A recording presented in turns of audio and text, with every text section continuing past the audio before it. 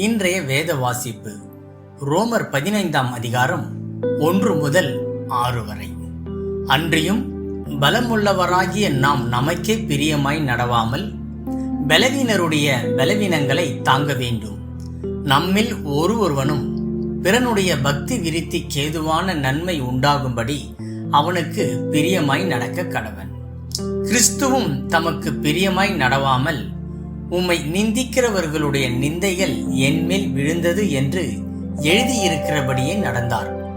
தேவ வசனத்தினால் உண்டாகும் பொறுமையினாலும் ஆறுதலினாலும் நாம் நம்பிக்கை உள்ளவர்களாகும்படிக்கு முன்பு எழுதியிருக்கிறவைகள் எல்லாம் நமக்கு போதனையாக எழுதியிருக்கிறது.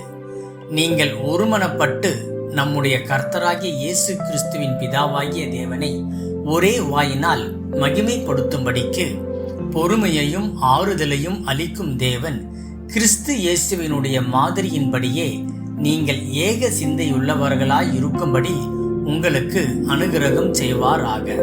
இன்றைய நற்செய்தி. சாட்சி குறியீடுகள். அது தெரிகிறதா என என்னை கேட்டவாறே என் தாத்தாவின் பழைய கெடிகாரத்தை பழுது பார்த்தவர் அதில் இருந்த சிறிய நுட்பமான ஒரு குறியீட்டை ஒளிரும் வெளிச்சத்தில் காட்டினார். சுமார் 1 நூற்றாண்டுக்கு முன்னர் பழுது பார்த்த ஒருவர் இதை குறித்திருக்கலாம். அதை சாட்சி குறி என்பர். இக்கடிகாரம் எவ்வாறு இயங்குகிறது என்பதை நான் அறிவதற்கு இது உதவுகிறது என்றார்.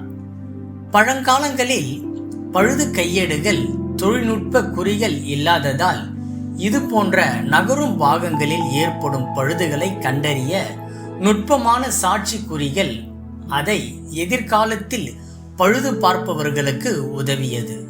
அது நேரத்தை மிச்சமாக்கும் செயல் மட்டுமல்ல, எதிர்காலத்தில் அதை பழுது பார்ப்பவர்களுக்கு செய்யப்படும் ஒரு தயவான உதவி. மற்றவர்களுக்கு உதவி செய்வதன் மூலம் இந்த உடைக்கப்பட்ட உலகத்தில் நம்முடைய சாட்சிக்குறியை விட்டு செல்லுமாறு வேதம் நம்மை ஊக்குவிக்கிறது.